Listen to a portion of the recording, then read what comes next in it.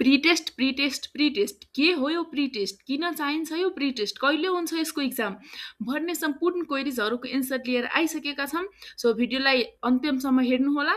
So सुरु गरौँ। पहिला के हो त यो प्रिटेस्ट। प्रिटेस्ट एउटा पूर्व योग्यता परीक्षा हो जुन लोकसेवाले एकीकृत रूपमा लिने गर्दछ।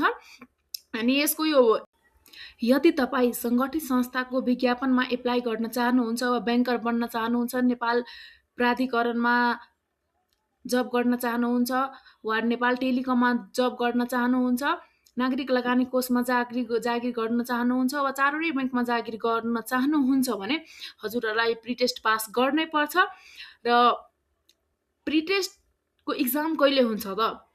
लोकसेवाको क्यालेन्डर अनुसार लेभल 4 को लागि प्रिटेस्टको भेकेन्सी भदौमा र इक्जाम भनेको असौमा हुने गर्दछ भन्ने बताएको छ।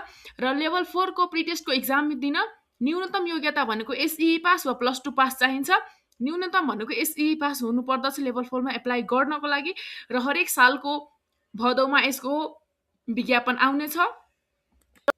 साथै लेभल 4 को लागि न्यूनतम योग्यता भनेको एसई वा +2 पास हुनुपर्छ भने लेभल 5 को लागि न्यूनतम ब्याचलर पास हुनुपर्दछ।